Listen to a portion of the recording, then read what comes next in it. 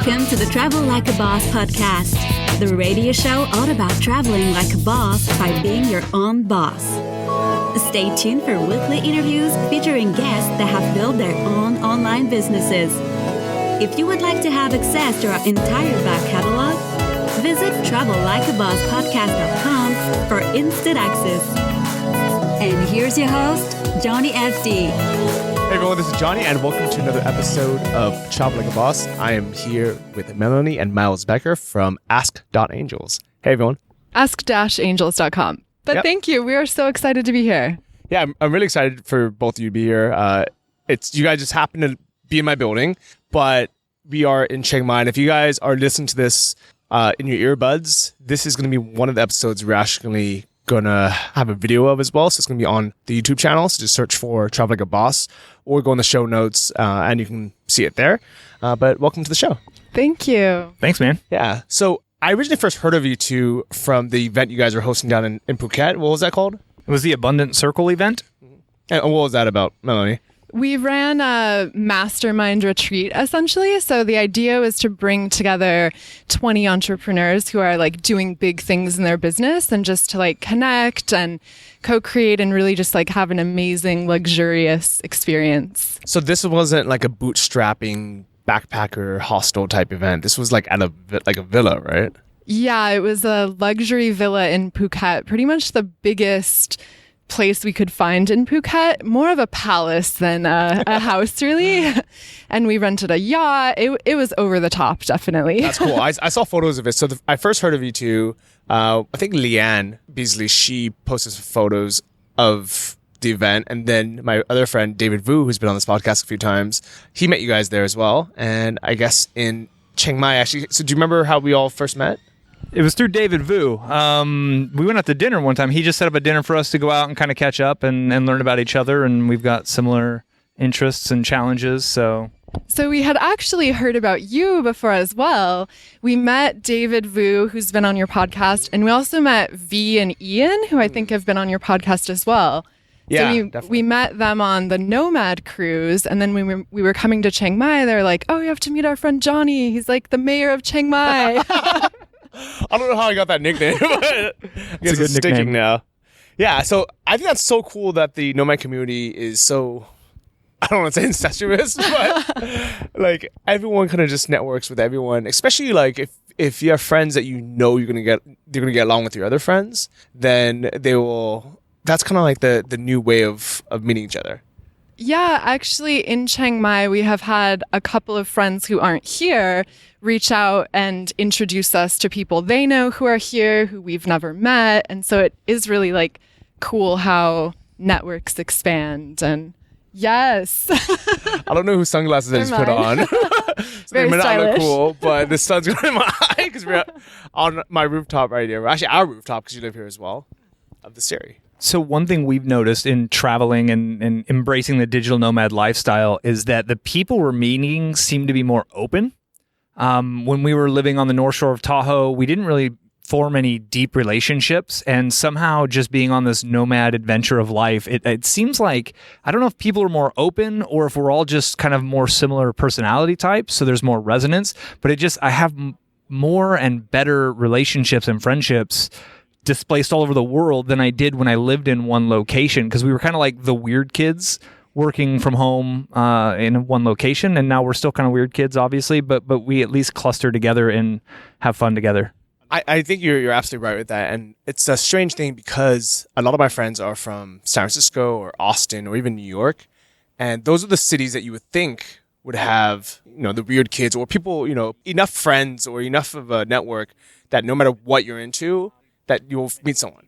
If you're from a small town in Idaho, I can see why, if you're the one person into building an online business or tarot cards or something spiritual, that you would, there'd be no way to meet anyone else until the internet age now. But even then, it'd be an online relationship versus being here in person. Right. And there's something special getting together and goofing off and having fun. You kind of really get to the core of people. And so in the Abundant Circle event, we did it for 5 nights.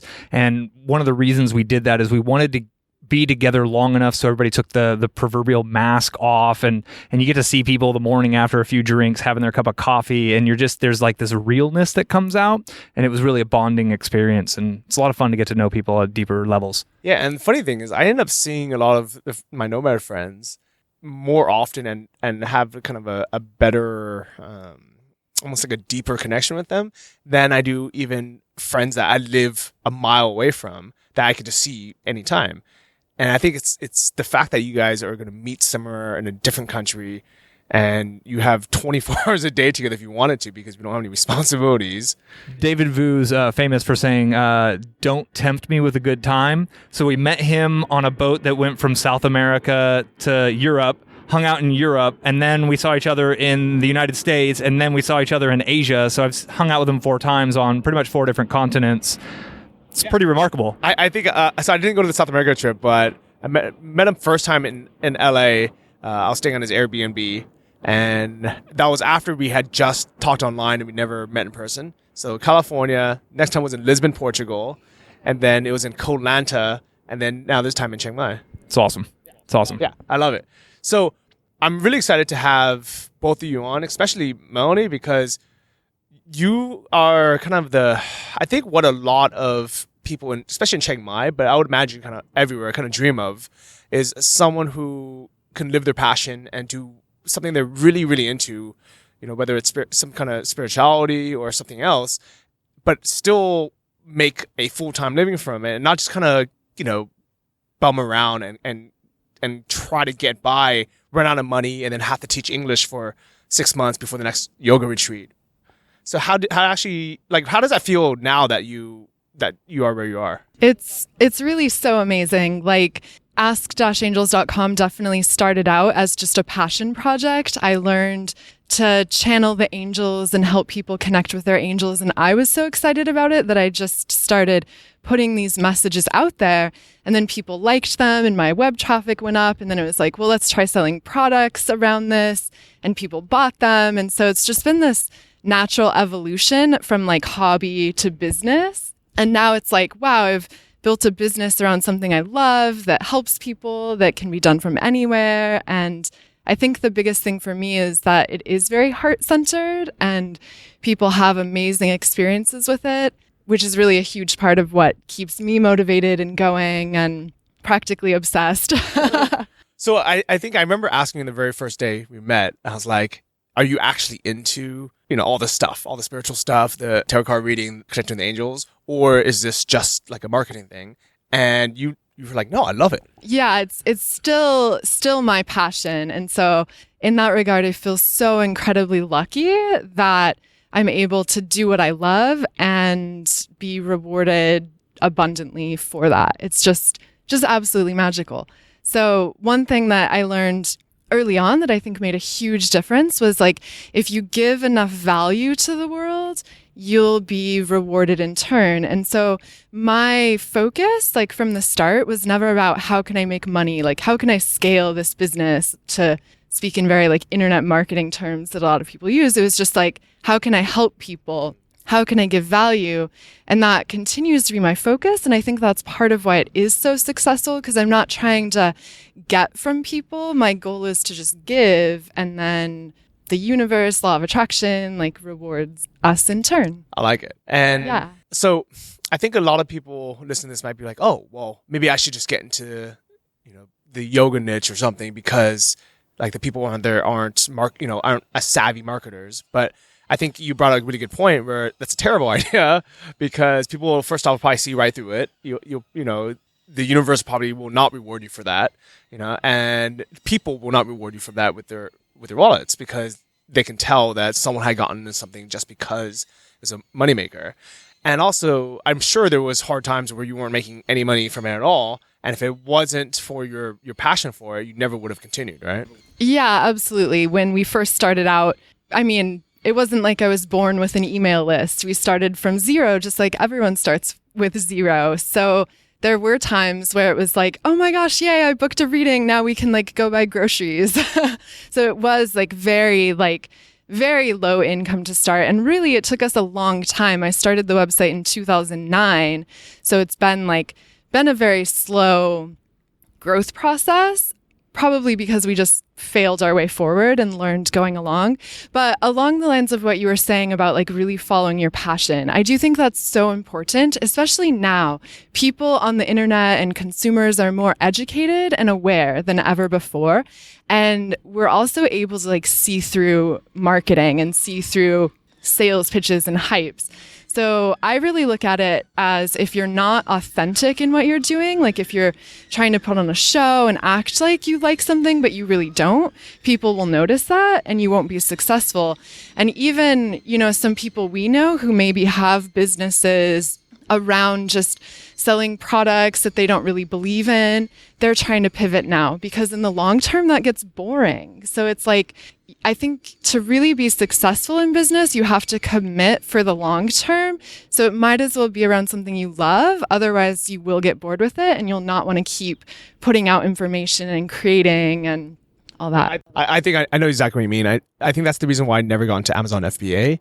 It's because I knew I'd be selling some knockoff product from China for, $30 that I got for $4 and wouldn't really add any value in the world. I wouldn't like talking about it. I wouldn't enjoy it. And I think that's why I spend so much time doing the things I do, like these podcasts, is because I really like doing this. I mean, the fact that we get to sit up here on this beautiful rooftop and actually talk about kind of deeper things in our backstories. And even though, I'm sure I can just hang out and we can talk, but I think it's one of those things when we're out just like socially, we end up just talking about whatever's current or, our favorite movies.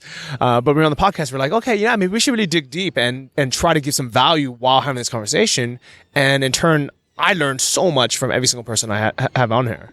One thing, if we can kind of go back about staying focused on your passions, is that hitting monumental challenges as you're growing a business is inevitable. And to be able to muster up the energy, the life energy to overcome the challenges and to persevere, it really requires you to be passionate about something. We have been distracted by businesses. We contemplated giving this up multiple times in the 8 years that we've been running this website. Is it worth it? Are we making it up? Maybe we could make money doing this other thing. The shiny objects they do appear, but it's been that kind of like that passion, like you said. And lucky for me, my passion is in the marketing side. I love internet marketing and we make a really good combo, like a good team. She does the creative side. And I'm like, how can we lay this creativity and this content out in a way to get the kind of most interest or most reach or get people into our funnel type stuff? So I definitely want to pick your brains about the funnel part of it, because I think that's kind of the magic sauce in all of this. And if anything, if kind of just thinking of it from kind of like a bigger kind of point of view, it's almost like the marketing allows this product, which you want to be out there, in the hands of the most amount of people. So it's, as long as you're putting out a good product that people want, and it sounds like this is something that people really genuinely benefit from, the people that are into it, by you having a strong marketing channel, it gets it into the hands of more people like that had that need. Right. And so there's also always a percentage of people who are going to want more. They're going to want more access to you. They're going to want more of your content. They're going to want the next thing. That percentage gets smaller as the products get larger and more expensive, but they're there. So that's where the back end of the funnel really comes into play, and coming up with the certification courses. We have 2 certification courses now. People love the content, but they wanted to learn how to do what we were doing. And so she's put out some larger courses. And I just wanted to say, along the lines of marketing, I think this is a big thing for a lot of spiritual teachers and yoga practitioners and more spiritually minded people, is that they're hesitant to market. They don't want to come off as salesy or spammy or like a marketer. And so many err to not getting their message out there. They have these amazing, beautiful, powerful teachings, but no one knows about them. They don't get found and they just get buried in Google. So that's why I'm really passionate about marketing, is not to sell something to people that they don't want. It's to get the message out there in front of people so that they can decide if they want it, rather than never knowing about it. And get it to the people that do want it and they just don't know where to find it. Yeah, absolutely. So I'm curious, how long have you two been together or married? We got married in May of 2009. So that's about 7 years ago. 7 Congratulations. years. Thank you. And did you already have the website up or, any of this before you met? No, we didn't. So we really are co-founders in that sense, in that when we met, I hadn't really even honed the skill of channeling angels. I was very into meditation, and so was Miles. And so that was one of the things initially that we were so excited about meeting. It was like, whoa, you're into all this same kind of stuff. And that really has always been a foundation for our relationship. And then we started the site together. And So before we get to that, I want to address something that people are probably thinking about right now. They're thinking this is like a woo-woo, fairy, spiritual podcast. If you guys listen to any of the episodes, you know this is more about, business and marketing and online business. And the fact that you two have that spiritual side, but also we can talk and we will talk about all the actual marketing side of it. I think that's an amazing combination because I think that's what people are really, really going to get into. But can you just kind of like briefly mention like what do you guys actually offer on ask.angels.com? yeah, so we offer a number of guided angel meditations and information courses around how to do intuitive angel card readings, how to open your psychic senses to experience angels, which, as you mentioned, for people who are new to this sort of thing, probably does sound a bit strange. So in just a brief nutshell, everyone has angels, but they operate differently for everyone. So if you are very logical and scientific, your angels may appear to you just as an inspired idea or like a nudge or that gut feeling or a flash of inspiration.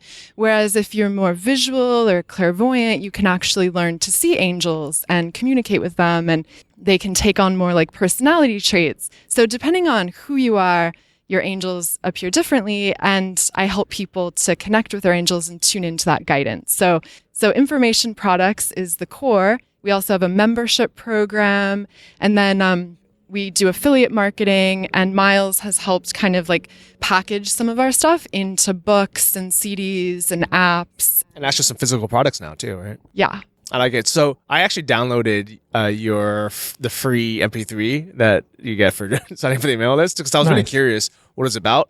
I'm definitely the logical side, but at the same time, I do know the benefit of things like meditation, yoga, spirituality, which is why I just got back from a 4-day acro yoga retreat at the Pi Circus Juggling School. That's awesome. Yeah, and I came back and I'm completely refreshed. My mind is a lot clearer than it was before. I was a little bit kind of burnt out from just overworking. So I know all the benefits of it. And I think this is, I know, it's one of those things, to be honest, I don't think anyone in the world knows what 100% like what's out there. I think that is the one thing I am 100% sure about, that, regardless of what religion you are, what you believe in, nobody really knows. Well, we live in a really interesting time where the scientists are starting to kind of scientifically prove what the mystics have said for a long time. Quantum physics and some of these were really, really deep, like, it's a wavelength until it's focused upon by consciousness and then it becomes a point. So like if you watch What the Bleep Do We Know or some of these movies, they really go into how the science and the mystics are saying kind of the same thing from totally different angles and approaches. And we get you on the meditation. We meditate every morning still. We usually meditate twice a day, once in the afternoon as well, to kind of clear our thoughts and really just, it's so easy as an entrepreneur because like you're never off. There's always more to do. We generally have a big ambition. There's that next level we want to reach. And so just thoughts and ideas can swirl in the head and it can almost get overwhelming. And meditation has been one of the key things that we use to just kind of like turn that off, put it on a shelf, let everything be okay as is, kind of enjoy where we're at, and then clear that head and get right back to it. And we found that to be a great practice. Yeah. And while listening to your MP3, it was kind of like, well, regardless of if I believe in Archangel Michael or, whoever the name is, to me, it's like a really nice meditation. And relaxing. It's a nice relaxation. It's kind of like I get to hear a nice voice tell me positive thoughts and encourage me to think positive thoughts. Right. And I know 100% that helps. Right. And so you're definitely not in our target market. Our target market is women in their kind of mid 30s through 60s. If you really focus in on the customer side, it's kind of that mid 50s to early 60s range. And they've kind of gone through certain life experiences that have them questioning things and looking deeper. A really interesting statistic that almost 8 out of 10 Americans believe in angels. So most cultures, most religions have something that is likened to an angel. So that belief is kind of around. And there's one thing I think everyone needs more of, and that's a little bit more positivity, a little bit more good vibes in their life. A lot of our customers, they'll even just play them while they go to sleep, and they'll just put it on to go to sleep, because a lot of people can't slow their mind down to go to sleep at night, and it's a way to kind of just relax and enjoy. And then we have some people who are really kind of deep down the rabbit hole, if you will, and they're really kind of getting the message and the feeling and that connection with their angels. So we do service kind of a broad variety of customers, and it's a lot of fun. So I'm glad you jumped on, because and I think you guys make really the perfect team, because you have both sides so well. You know, you have Melanie's side where you know the kind of the content you want to deliver, and then you have Miles' side and says, okay, well, this is who we're going to deliver to, and this is how we're going to deliver to them. Keyword research and really nerding out and geeking out on the statistics and what should we title this blog post. And really, I have to take my hat off and give a lot of credit to Melanie, because although I've kind of maybe been the one on the leading edge of the marketing to learn the tactics first, Melanie does 80-90% of the marketing herself.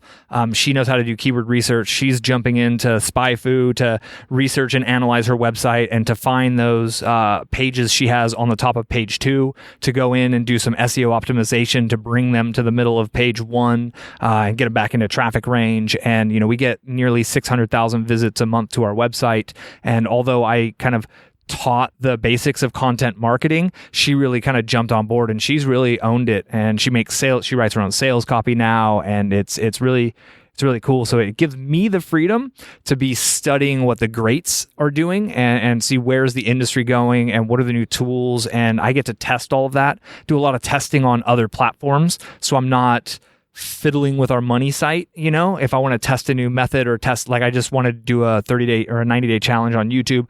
We didn't do that within her channel. We did that on a separate channel. And now I'm trying some geeky kind of like backlinking things that are maybe a little bit gray hat area, but I'm not doing that on our money stuff. I'm doing that on my stuff. I'm like, okay, am I going to de-index myself? And it gives me a little freedom to play at that next level. I think one really cool thing that Melanie is doing is that you're not just having Miles just do it. Say, oh, well, you're better at this technical part of it.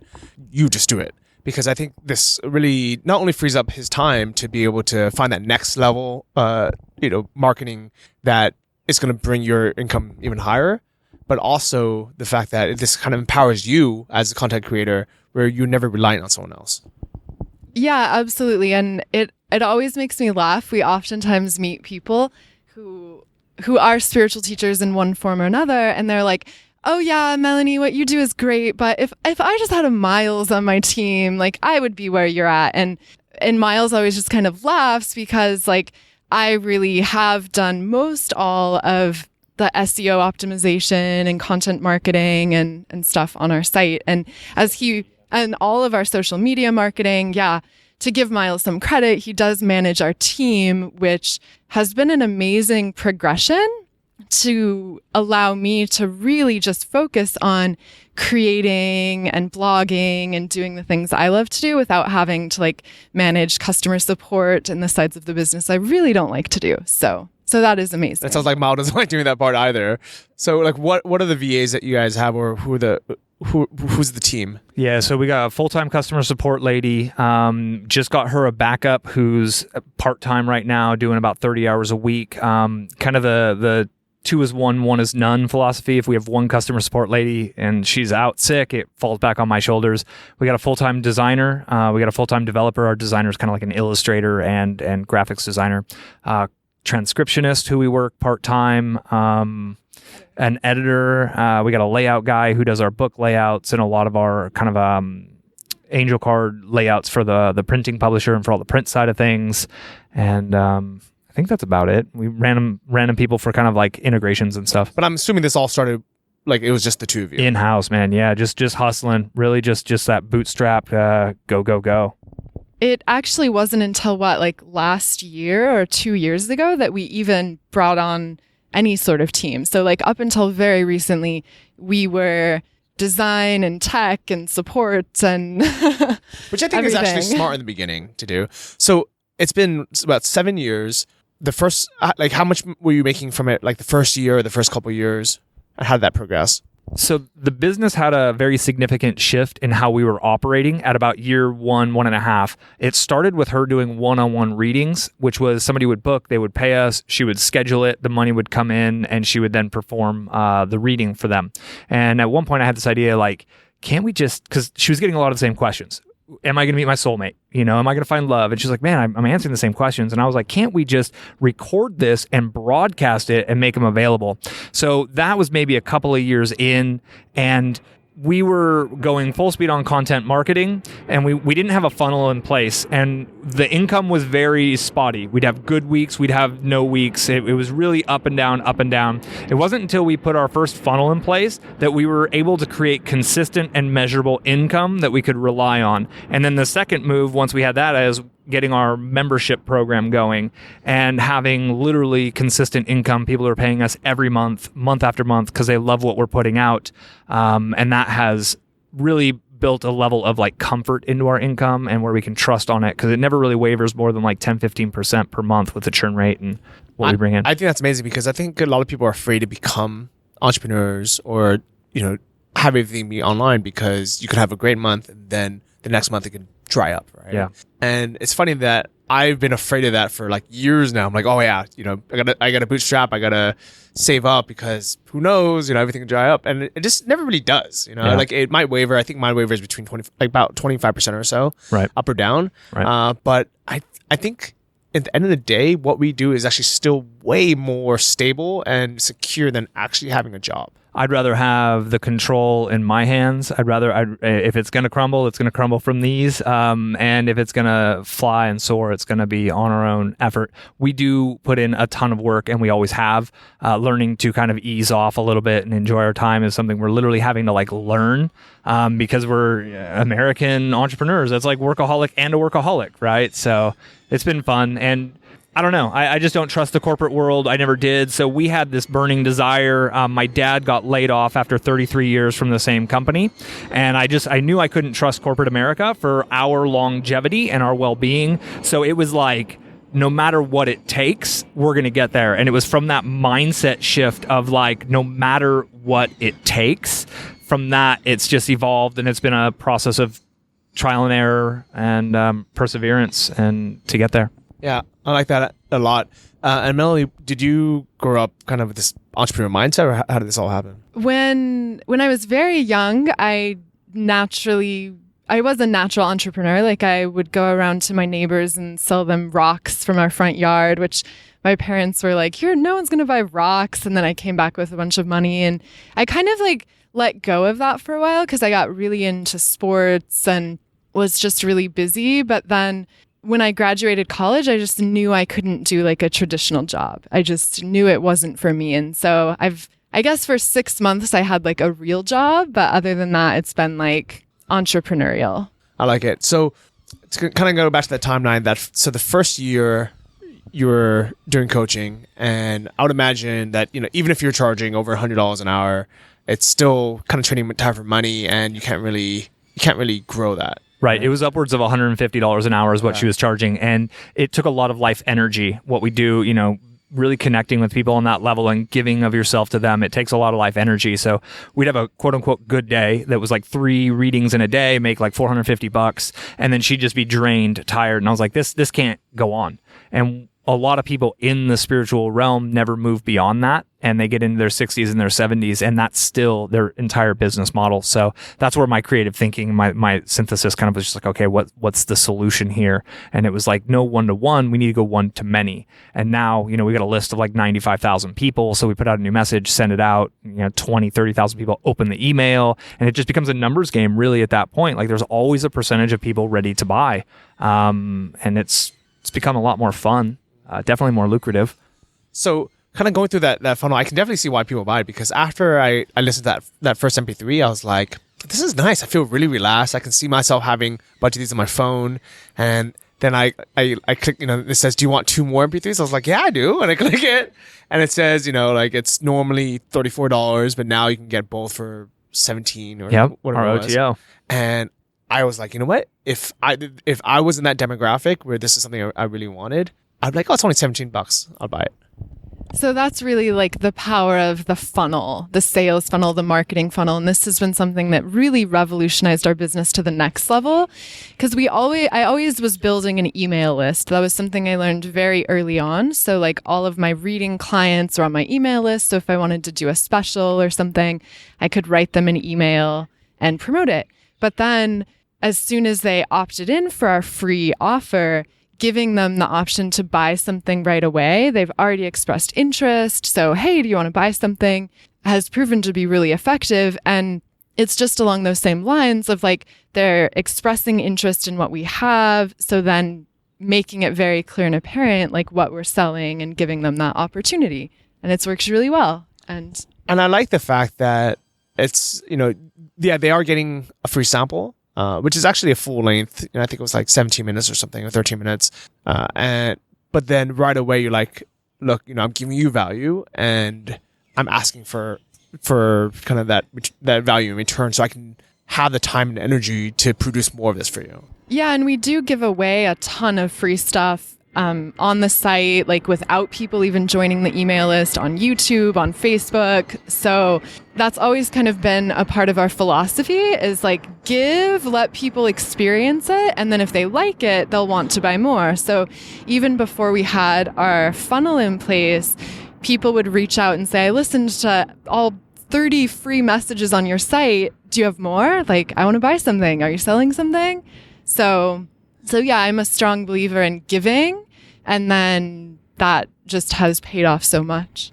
Another thing that does is it can be called a self-liquidating offer. It gives us a marketing budget. So that's when I've been able to go into Facebook pay-per-click and start to learn that game. And if I'm break even on that OTO sale of $17, that means I'm growing my list. It converts at about 3%, 2%. So that means I'm adding 97, 98 people to my email list for free every time I get one of those conversions. And that's where it becomes a numbers game, and you can really start to get the paid traffic going in. And we didn't even start playing with paid traffic until 2013.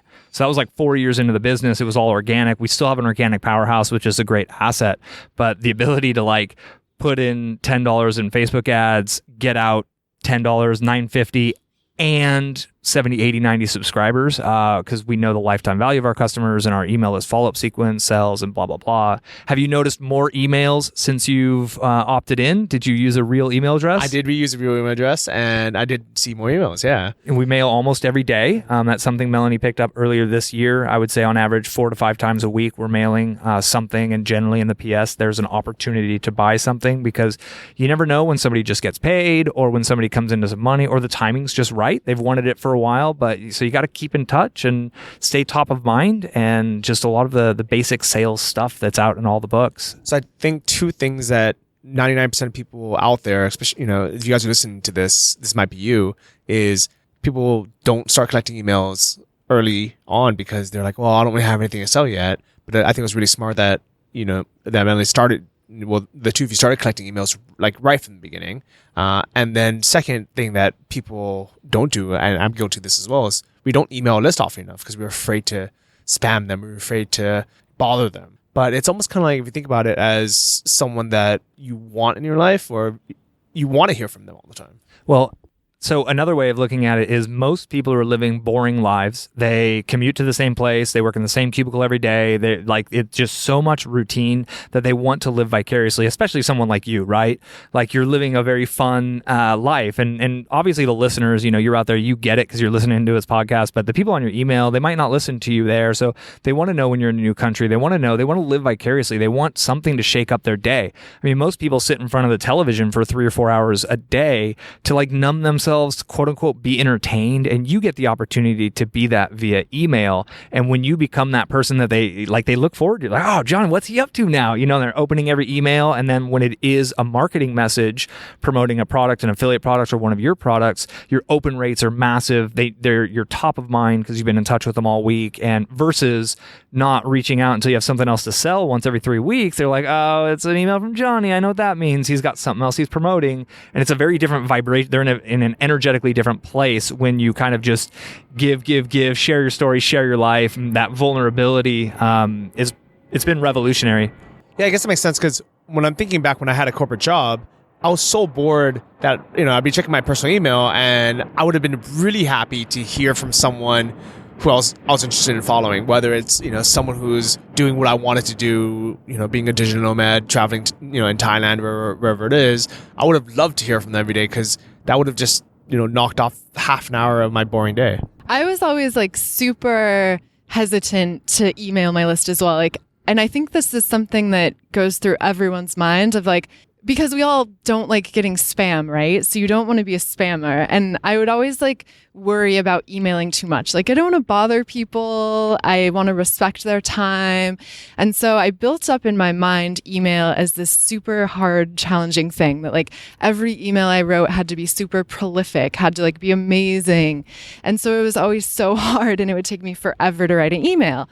And then I learned about this idea of emailing every day and thinking about in the old paradigm or something when people drive to work, or maybe a lot of people in my audience do still drive to work and listen to a radio show every morning. And they love listening to those same radio personalities every morning because they start their day off right. They are entertaining. So this is the approach I take with email of being more like a blip on a morning radio show, just this little dose of positivity, of inspiration, of guidance. And since I started doing that, it's become so much easier for me to do. I actually like doing it. My audience loves it.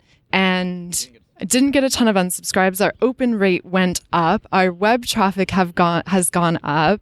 And yeah, I think the biggest thing is people like getting that positivity in their inbox. When we were in Phuket, I kind of went a week without emailing, which is the longest I've gone in a while, and actually got some emails from people where are you?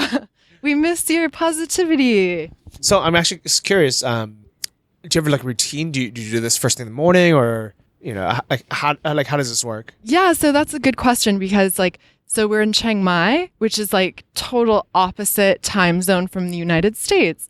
So I kind of just fell into this pattern here of, okay, I'll just email in the evening, whereas normally I email in the morning, and it just became so hard again. So now I'm back to my normal schedule that really works, which is wake up, drink some water, brush my teeth, we meditate together, and then I just kind of start thinking email. And it's become this sort of creative practice of just what's happening in my life, what's happening with the current astrology or world events, and I write an email. When I waited until the evening, it became so much harder and I wouldn't email. So for me, the morning really works. We've got this philosophy that I learned along the way of you wake up with a full tank of willpower. And as you go through your day, your willpower tank gets less and less and less. So we have to be really specific and particular with what we do in the morning when we have that willpower tank full. Get the most difficult thing or the most important thing. One concept we go back to is there's the 80-20 rule, right? But if you go and do the 80-20 rule to the 80-20 rule, you get 4 and 64. So 4% of what you do creates 64% of your results. And one thing we say to each other is that in your 4%? Is that something that only you could do? And if it's not, then we need to shift it and get you doing something that only you can do in the morning, and I'll handle it. The team will handle it. We'll get to it later. It's not that important because those emails, it is something that only she can do because it's her personality, and she is very honest in them. And sometimes when we have bad days or when things feel challenging, writing an email about that and being wearing the heart on the sleeve a little bit. So for you, if you're traveling around and you're confused and man, it's all been it's been a rough week, y'all. Having those moments of honesty are really important. It's not about life is great every day is great. It's about being real. And when you're real with people, they feel that, they connect, and that's when they truly kind of become like closer to you and they feel like your friends? So one of the hardest emails I ever wrote, but it was also the one that I got just like literally, I think almost everyone who read it responded to it. And that was the first time that's ever happened, because normally, I don't really encourage people to respond to the email or anything because I don't have time to reply to everyone. But it was when me and Luisa broke up, and I felt like it was time for me to just tell my audience, like, this is why you don't see her in every photo anymore, every video anymore. This is why I don't, I'm not talking about her anymore. And it was a really, really difficult email to write, but I'm really glad I did, because my audience, people who listen to this podcast, but also reading my blog, they're like, you know what? His life isn't perfect. There's ups and downs. Life's a journey. And there's so many marketing messages out there of like, look how great my life is. Just do what I do. Sign up for my system, buy in, and blah, blah, blah. You could live it too. And like, when it's always that, it's like everybody's kind of like defenses are up and like, there's a marketing message here. But when you're real like that, like they can read like, he didn't say that for anything to gain. Like that was just being real. And it's cool to hear you say that. And sometimes the more difficult things to do are what our audience responds best to or most to. I like it. I think that's why I like having this podcast be, first off, in person. Second, with people that I already know, so people I've at least had a meal with or something. And then third, having it be long form, like an hour long, because this becomes a very genuine conversation where it's free flowing, it's not scripted, and it's not like this 15 or 20 minute podcast where you're just trying to bang out like the talking points. So I've got an analogy with podcasts nowadays is a lot of them are like the old school book tour. Right. So the author's got a new book out. So what do? They go hit the circuit. They go do their bit on every single podcast. And at the end, there's going to be a pitch.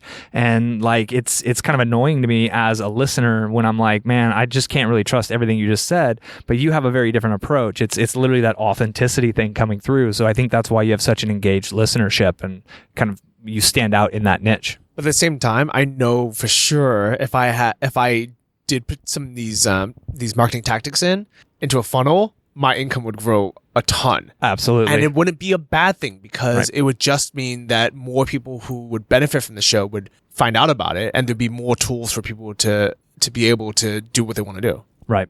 And that's the whole idea of there's always people who want more. And it's not even just about the front end of the funnel that kind of like opt in with the OTO, but once they're on, what's that next level? And you've got a group of 10, 12 people out here kind of working with you. And like, that's a huge level of commitment from someone in your audience to literally pack up and fly across the world. And like, they're all excited and charged about it. And there's people in that group who want even more. And like, there's always this further and, $10,000 events. I think Eben Pagan kind of started that $10,000 event thing with his Accelerate event back in the day. Frank Kern's got a $30,000 a year kind of mastermind program. So does Russell Brunson. And it's crazy to think that there's out of their audience, there's 20 people who are ready to cough up 30 grand a year just to be able to kind of like hit them with a text message every day. And to feel like they get enough value that's there. Like that still blows my mind and that's like, we're just kind of taking baby steps compared to that. Yeah, and I mean, speaking of baby steps, for the Nomad Summit this year, I was like, what, this venue is going to be so much more expensive, so I need to charge more for the tickets, but I'm afraid that people aren't going to want to pay it. And even though I know other conferences out there are so much more, some of them are like, $800 or even a few $1,000s, I was like, this is Chiang Mai, people are bootstrapping, and I was like, I have to keep them under $100, but I was like, but then we're not going to make any money. And I started thinking, I was like, what, maybe I can also offer a $500 ticket. That's like a VIP ticket where they have more access. They have access to the backstage where the speakers are hanging out. They get invited to the speakers' dinner so they can actually sit down and like meet everyone. And I was like, I don't know if anyone's going to buy it. And I was so surprised that on like pretty much, second days, someone bought it, even though the super early bird tickets were available for like $35. And what that does to your numbers, like if you track the numbers and your average customer value, it helps increase that average customer value all the way across the line. And so what we've learned is we've got these little $17 programs out there, but we've got some that, we started this new membership funnel. They come into the funnel for $1 trial, but they get offered almost $200 annual membership. And that's created so much extra revenue that I can dump right back into more ads and get more people in and build this huge list. And it's like, it's crazy what the right funnel has done. So we stacked this funnel on, and I mean, it's generated a couple, multiple six figures additional revenue for us, just with rearranging what we already had in a new way. So can I ask, what your numbers were kind of like, year 2 when you guys kind of first started the email marketing, then after you're like 3 after the membership site, and then now? So before we got into the funnel and really dialing things in, we were like 4-figure a month, kind of somewhere between, I'd say like 2,500 and $4,000 to $5,000 a month. I was still like weighted down with student loan debt at that time too. So it didn't stretch as far as it needed to. We were still like struggling. At the time, I think a lot of people were like, oh, wow, if I can make $4,500 a month online, we're set. Like, is it almost kind of a blessing that you had that student loan debt where you're like, I have to make more? Hungry, man. That's the one thing. And so I do a little bit of coaching, and I think there's something miraculous about when people are like up against the wall, they have no other options, and they gotta like, something has to work, that they find another gear. And I definitely found that other gear, and we ended up paying off all my student loans in about 8 months, paid off like $32,000 in student loans while we were living on the beaches of Costa Rica and Mexico. And that was when we dialed in this funnel, and the cash flow came. It was like, what's the smartest thing for me to do with this? Eliminate my 7% student loans, right? Invest like a boss. Got to get rid of that quick.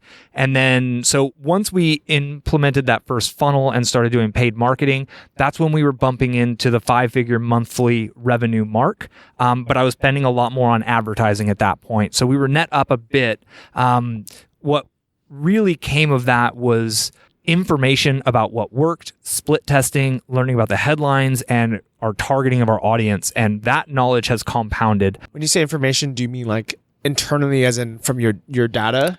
Yeah, like who is actually buying, right? So we were marketing to like 25 to 70-year-olds, and we found out that our customers are actually the segment of 45 to 55-year-olds. Actually, it's 55 to 64. I don't have my numbers, but so we found out exactly who was buying from us. We found out what cities they were in. We found out the people they liked on Facebook, so I could then show my ads to those people. I was able to then create custom audiences and lookalike audiences. So when you start running paid ads, you're going to be cash flow negative unless you're some total you're going to be cash flow negative. But what you're doing is you're investing in information about who your customers are, who your best customers are, and you can leverage that information to refine your campaigns. And that's very smart. I think this is where a lot of people are failing, where they expect their Facebook ad campaign to be profitable from the start. And one hot topic right now is people trying to arbitrage Alibaba by drop shipping, kind of cheap stuff from China, using Facebook ads, either with like a free plus shipping model or like some kind of low cost model, and because they hear this is working so good for some people, and they end up either barely breaking even or losing money on it, not realizing that everyone who's making money is making money on the back end. Yeah, rookies focus on the front end of the funnel, and the pros know that the money's made on the back end. If you can get your front end of your funnel to be break even and list growing, let the back end do all the rest of the work, and that's the big trick. When we got this membership system dialed, our revenue doubled pretty much into consistently like 5-figure monthlies, we changed the channel from this podcast to your Invest Like a Boss podcast. And like, those are kind of the thoughts of, okay, now that we have this income coming in, how do we kind of pay it forward for our old selves and take care of our 70, 80-year-old selves? And we haven't changed what we're doing. We're just doing it a little bit differently. I just want to say there's kind of like this common thread in the spiritual realm. I think it even goes into like the yoga niches and things, that being spiritual and being abundant are like different paths. And I think I even had a lot of limiting beliefs around that when we were first starting, of like, it's not okay to make a ton of money with this because the goal is to help people. But then we both really realized, and I realized, that I can do a lot more positive I can create a lot more positive change in the world, like being super abundant, than like barely getting by. And so now, even here in Chiang Mai, we're going to go do an elephant adventure that promotes ethical connection with elephants. And if we weren't making a lot of money, we wouldn't even be able to afford to do that. And there's so much more. We're looking into different charities we can support, like around water and protecting the environment and things like that I would never even have been able to consider if I was still just in that older model of just doing readings, just barely making enough to get by. So to me, being abundant does go hand in hand with growing spiritually. And I think that it is super powerful to be abundant, because then we can like do so much good in the world. I definitely agree. And, I mean, just looking at people like Bill Gates, Mark Zuckerberg, Elon Musk, if it wasn't for them being billionaires, they wouldn't be able to reach as many people as they can doing all their causes. Now that they're, close to, that they're a bit, I mean, not Elon's not retiring, but when Zuckerberg and Bill Gates retired, they're putting, I don't know how many millions or billions of dollars into charity. But even on a small scale, if it wasn't for having the amount of passive income I have or having the amount in the bank, I wouldn't be able to, go to a circus retreat for 4 days and then be there to, help other people get started with acro yoga, or be there to partner with them or base them, or just, even be there to give the value I can give. And, with like even marketing, if that hostel, that school had better marketing, they can bring more people in because more people can find out about it and they can kind of promote it better, making the experience better for everyone. So I really do think that it's good. I mean, everything can be used for good or evil.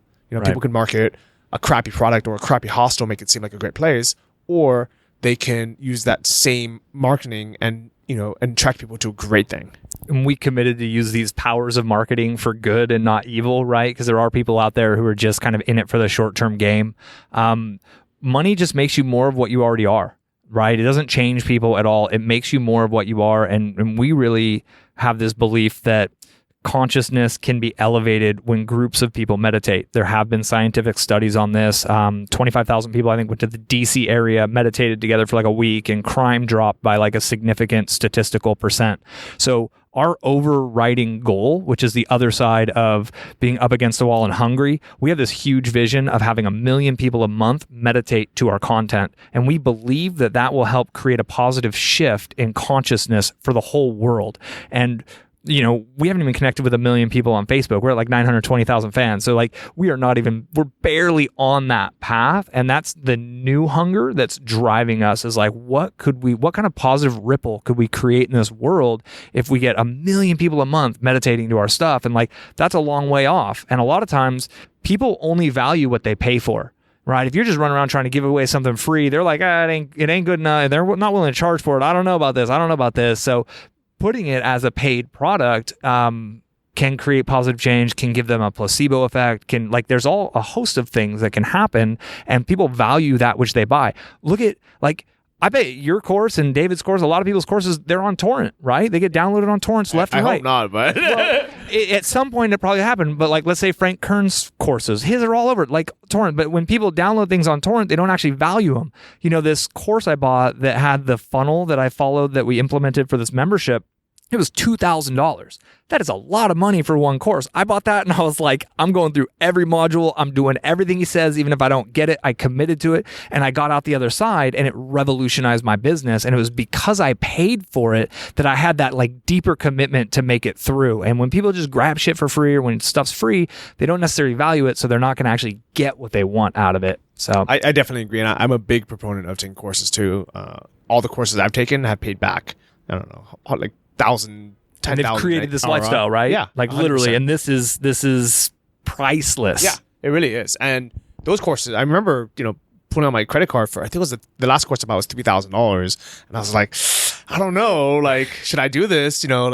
But once I did, I was like, no matter what, I am going through all the trainings. I'm not going to skip a week. I'm going to do it. I call it the hat over the fence. Like sometimes you got to throw your hat over the fence. You got to climb over and get it. When we first launched our first membership product, we didn't have a product. We wrote a sales letter. We promised a deliverable schedule, and we threw it out there. Hey, if anybody buys it, we'll do it. People bought. We've hit that schedule. We've stuck with it for 4 years now. In the back to courses, I think one of the things that has made such a huge difference for us, in addition to just continuing and failing forward and trying, is we've invested continually in ourselves, in learning, in our education, both in personal and spiritual development and in marketing. And I think it's like an Albert Einstein quote that you can't change your current circumstance with the same level of thinking. So if you want to make more money, if you want to get better in business, it's so helpful to get other people's ideas and concepts and thoughts and to absorb those. that really like change you as a person into the person who is in alignment with abundance, who is in alignment with creating, with being on a podcast, with being on video or whatever. You have to grow into that, which courses are incredibly powerful for. I like that. And actually, speaking of, of kind of growing and, I guess expanding, leveling up, even with like things like comfort zone, you were telling me earlier that for the first how many years you didn't even show your face on your site.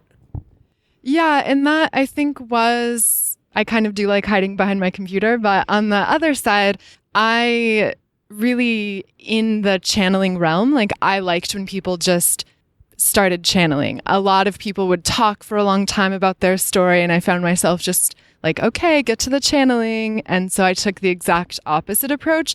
But then a lot of people in my audience were like, we want to know about your story. And so I made the shift of putting my face on the website and coming out of the spiritual closet, I guess, getting on camera for YouTube. And that has made a big difference. So I think being a real person, back to that, like being authentic and relating to people just makes such a huge difference. Yeah, because then when they see your face and they put it to the voice, they're like, okay, this is a real person. And I think I think it's true in any niche, but like for our niche being in spirituality, people are like, oh, wow, like you don't look really scary or weird. Like you are a normal person. A lot of times I've gotten people telling me like, but you look and seem so normal. Like most people, like, I don't know, people expect me to like walk around with a crystal ball and a head wrap and like that was actually one thing I had noticed about the two of you, like when we had sushi that first night, is that you just seem like very normal people. And to be honest, maybe it's just I don't actually know what channeling is. I kind of heard the one side of it, but can you explain to us what it actually is? Yeah, so to channel, I essentially meditate and raise my vibration and enter into a light trance state where I then connect with spirit guides and archangels. And one word at a time, I speak what they're telling me. So I essentially am like a translator for the angelic realm. And so this started off in readings where people would ask me questions and I would tell them what their angels were saying.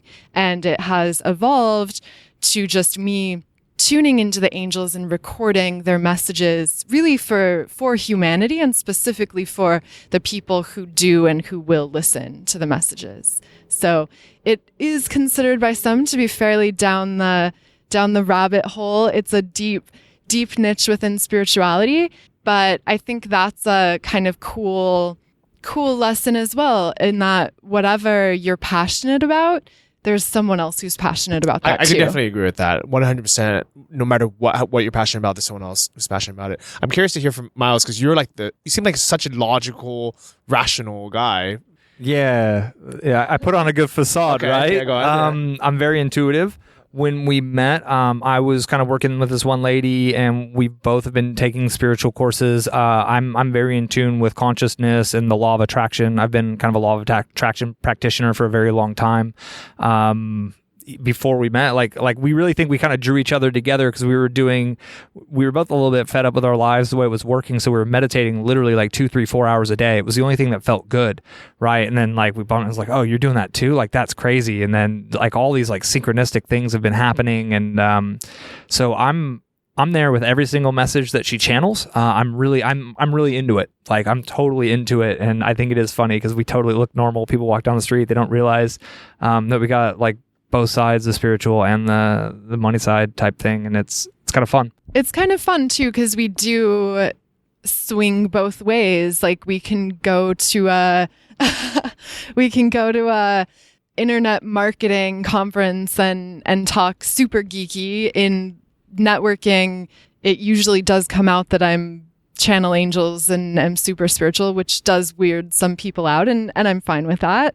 But yeah, we can also talk obviously conversion optimization and SEO and all that kind of stuff. So we kind of do like bridge worlds, I guess, between marketing and spirituality. And I think that's a huge part of why we're so successful, because we're not afraid of marketing and we're not afraid of the spiritual concepts. We're able to like weave them together in a way that's really powerful. So, and I mean, at the end of the day, like regardless of what people believe, you two are genuinely happy, and you're successful, you have a great relationship, you have a great business, you live a great life. So if somebody is at home, sitting on their couch eating Cheetos, and they're unhappy in their life, Put down the Cheetos. and they're like watching your, like your YouTube video and just like leaving hate comments. Fuck those people, it's, they can, I think it's Grant Cardone who Miles was following for a while, and he has a quote of like,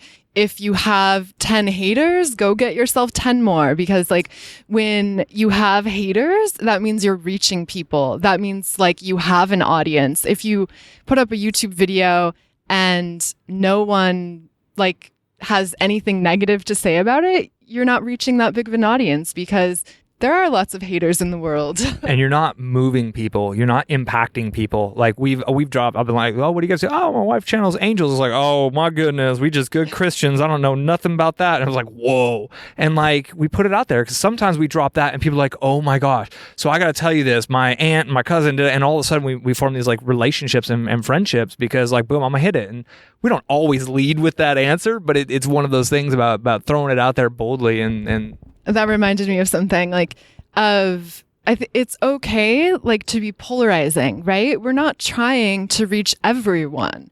We're trying to reach people who are into this sort of thing.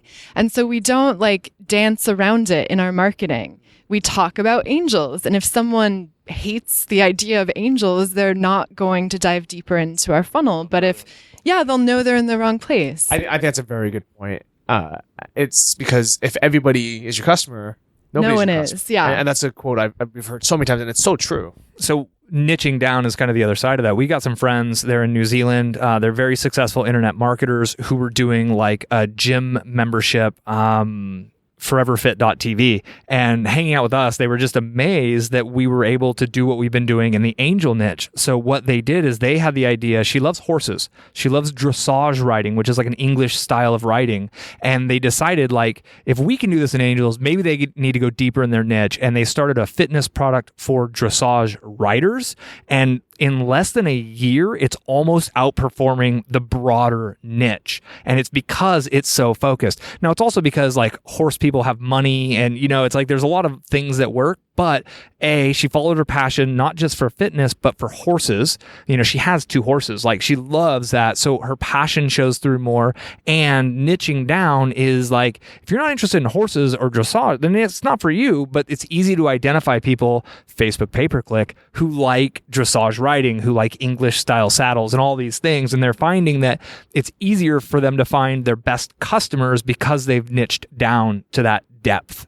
I like it. It's pretty powerful. And it's worked. So absolutely, big congratulations on all the success that you guys have had. Yeah, man, you too. Yeah, and I'm really happy that I have the two of you guys as friends in my life now. So thank the angel, I guess. Hell to the law of attraction, right? Yeah, we're super stoked to have met you here in Chiang Mai, and like we were talking about being digital nomads, it'll be fun to see where else in the world we hang out. Who knows? I will guarantee, I'll put this out there right now, that we will hang out not only another time, but probably in another country. Yeah. Country, continent, side of the world. Who knows?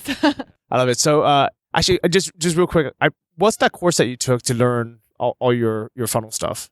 So I would say 2 places. If you're just getting going into funnels, Russell Brunson's .com Secrets book is great. He has a free plus shipping offer for it, or you can find it on Amazon or Kindle. That's a great overview. And then the one for the membership funnel is List Grow by Mike Dillard. It really is for people who want to grow a membership program. So you either have to have a vision of a membership program or already have the content. That one's like $2,000. The Russell Brunson, it's like a $15 book or free plus shipping. But remember, he's the king of funnels. So if you go through his free plus shipping, you're going to see an upsell for $150 right on the back end. You don't have to take it. The content in the book is absolutely fantastic. Okay. And you've spent a lot of money now. Like, do you have any idea how much you've spent in total kind of trying to learn all this stuff?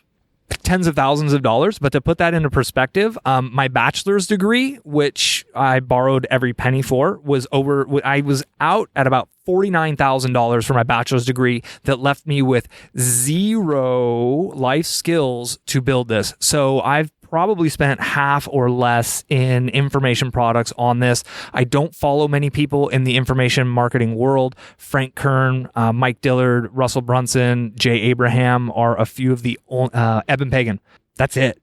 And they sell expensive courses, but they know what they're doing. There's a lot of wannabes out there. There's a lot of people, oh, look at my house. Look how big my house. Oh, everybody wants to see a walkthrough on my house. They want like a crib style video.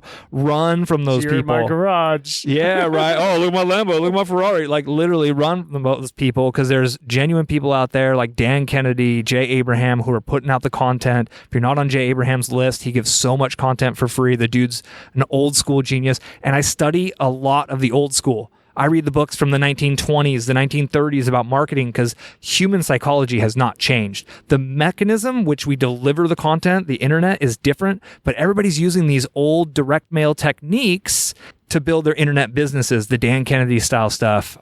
It's been a brilliant change. Breakthrough Advertising by Eugene Schwartz, written in like the 30s or 40s. Brilliant stuff that's still very applicable to this day. I love it. I'll make sure that I have Anthony put all these things in the show notes.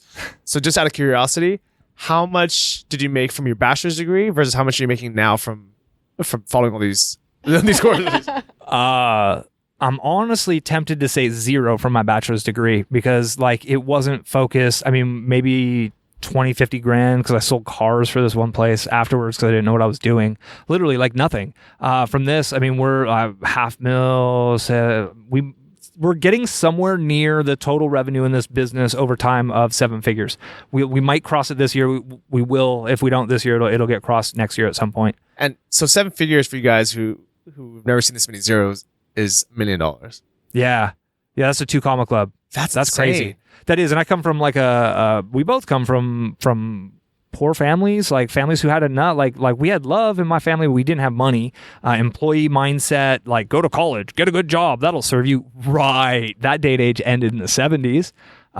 So we've had to figure this all out. And our mentors are in books. The books are out there. Get a library card. It's all right there. You can learn so much from that. The YouTube videos, find the right people to follow. Follow me on YouTube. I'm laying everything I know out. I'm just giving of myself, because there are genuine people who are willing to help and they want to help. But more importantly, read it or learn from it, but take action. Take action. Absolutely. Yeah, in one of Miles' YouTube videos, he actually talks about that, the idea of creating more than you consume. Like that courses are so valuable, but there can also be a trap of just like learning, absorbing, planning, prepping, and like never actually taking action. And I think us just like jumping in before we knew what to do right or what to do wrong was huge. And we've made tons of mistakes and we've like experienced a ton of failure, but we kept going. And so do the course, but then take action. I love it. So if people want to find out more, what's your YouTube channel? Where do you post? It's like that. Be sure to follow Miles Beckler on YouTube, youtube.com/Miles Beckler. Miles B. And then if you want to follow me, I'm on YouTube /AskAngels, or if you want to check out that free angel message that Johnny experienced, you can get it at ask-angels.com/love. And that's a dash like the hyphen thing. Yeah. All right. Thank you two so much for being on the show. I really appreciate how open you guys were and how much you shared. Thanks, man. And the sun has now officially set behind us. I don't know if you guys are watching this on YouTube, but it is so gorgeous. Beautiful. So luckily we have a candle in front of us that Melanie was nice enough to light. And I think that's it. So thanks everyone who's been leaving all these great 5-star reviews on the iTunes store. This is how this podcast reaches more people. So thank you guys so much for that. And I will see all of you next week. Bye-bye. Thanks for listening to Travel Like a Boss. And if you take one thing away from this show, let it be to just follow what lights you up, what you're passionate about, who you authentically are, and just start taking action towards creating your dreams, because they are possible. Your message is needed in the world and you can do it. Thank you for listening to the Travel Like a Boss podcast. If you want to hear more, including the bonus How to Choose the Perfect Niche episode, join our mailing list at travellikeabosspodcast.com. See you next week, and remember, if you want to travel like a boss, you need to be your own boss. So start your online business today and start living the lifestyle you've always dreamed of.